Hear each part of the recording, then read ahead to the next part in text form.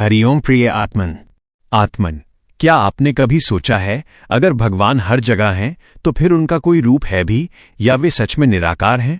हम भगवान या देवी देवताओं की मूर्तियों के सामने सिर झुकाते हैं और शास्त्र कहते हैं कि ईश्वर निराकार है। आखिर सच क्या है? अगर आत्मा न जन्म लेती है न मरती है तो क्या वो भी निराकार है? आइए आज इसी गहन रहस्य से पर्दा उठाते हैं। लोग कहते हैं भगवान को देखा नहीं जा सकता, वे निराकार हैं, लेकिन फिर भक्त उनको रूप में कैसे अनुभव कर लेते हैं? तो हम भगवान को साकार माने या निराकार? आज के इस वीडियो से आपकी इन सभी दुविधाओं का समाधान हो जाएगा। निराकार पर चर्चा हमेशा ईश्वर, ब्रह्म या आत्मा के संदर्भ में होती है, न कि किसी सामान्य भौतिक वस्तु के संदर्भ में।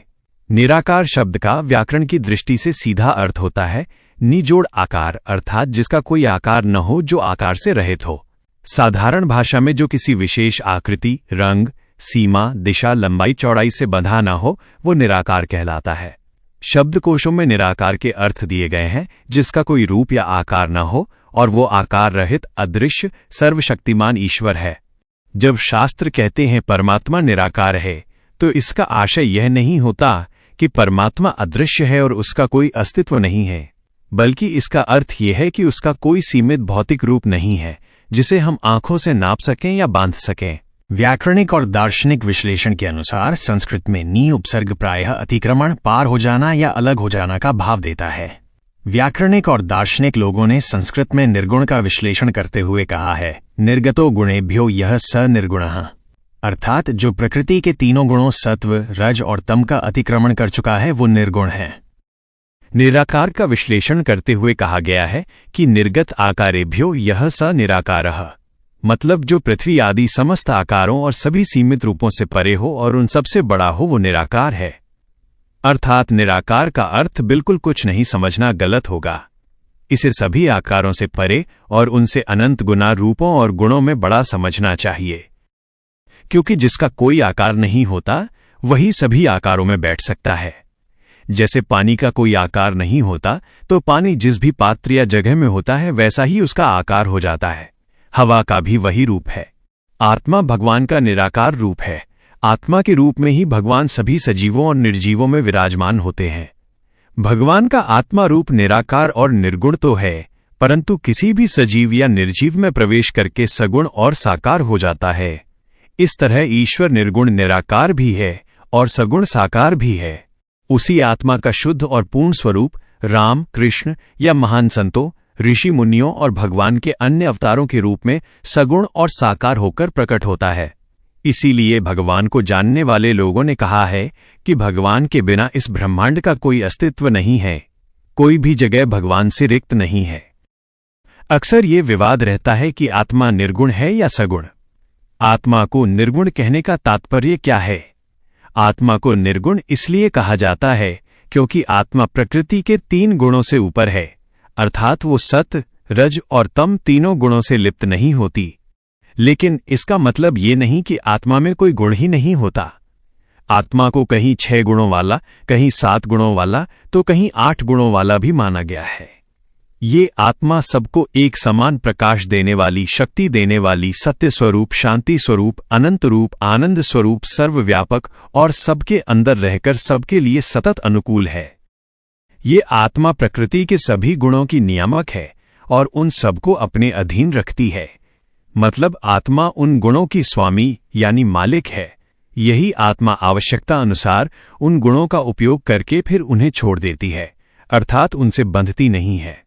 भगवान का भक्त प्रहलाद के लिए पत्थर के खंभे से प्रकट होना और हिरण्यकशिपु की अंतड़ियों को निकालकर अपने गले में लपेट लेना इसी आत्मा के तमोगुणी भी होने का उदाहरण है और निर्जीव में भी प्रकट होने का उदाहरण है।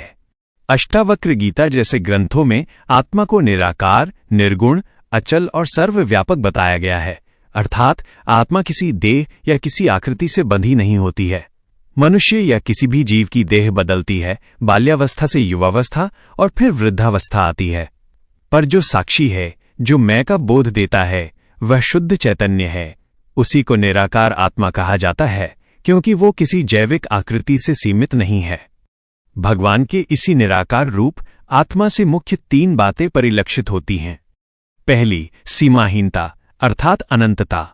ईश्वर का कोई सीमित भौतिक बॉर्डर नहीं है, वो अनंत है, सर्वव्यापक है, जिसका आकार अखिल ब्रह्मांड से भी बड़ा है और जो संपूर्ण सृष्टि को व्याप्त करके भी उससे परे है, वह निराकार है।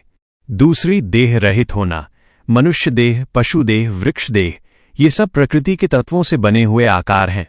ईश्वर इन सब देहों पर आश्रित नहीं, वो किसी एक देह में सीमित नहीं, इसलिए निराकार कहा जाता है।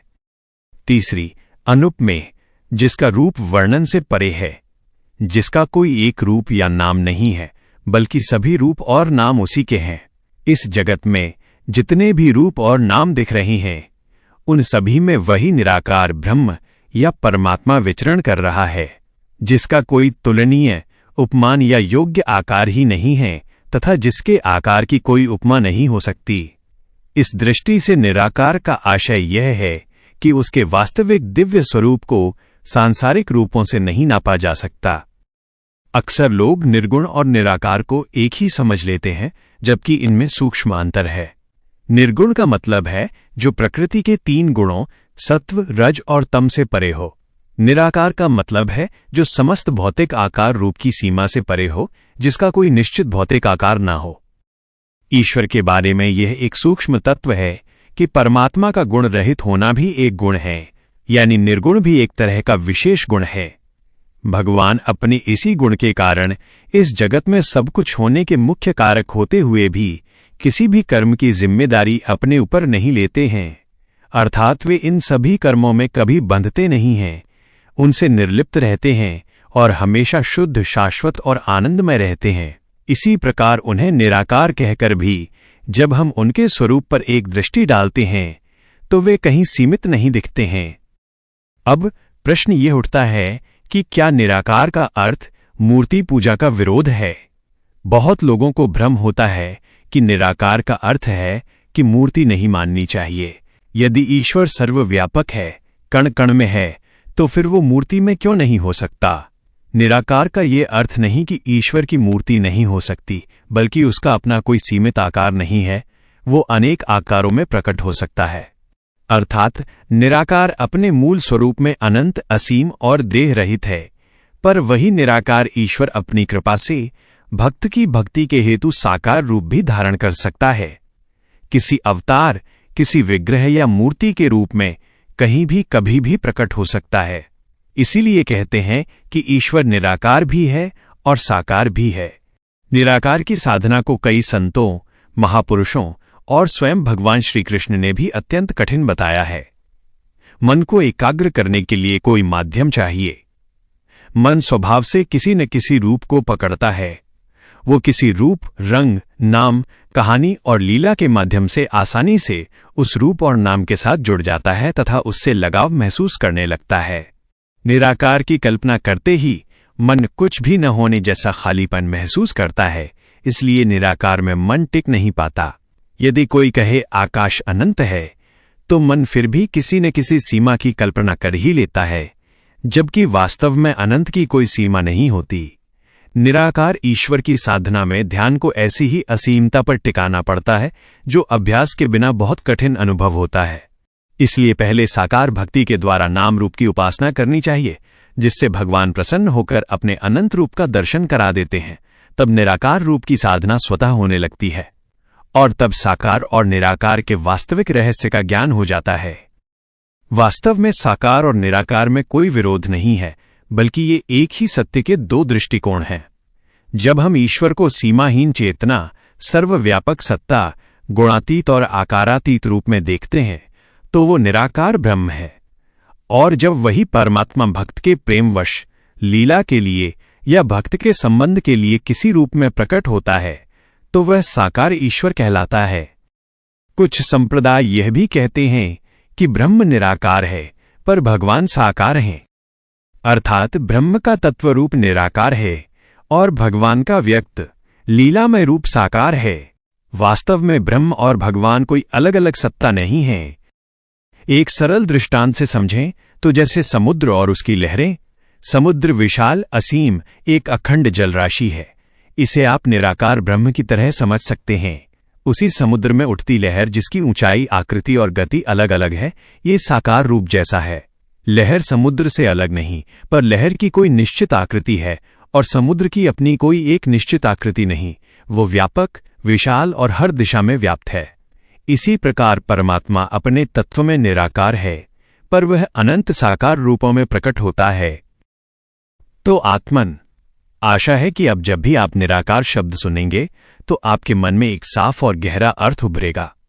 अगर इस वीडियो ने आपकी सोच बदली हो तो इसे अपने परिवार और दोस्तों के साथ शेयर करें, ताकि वे भी साकार और निराकार के इस रहस्य को समझ सकें।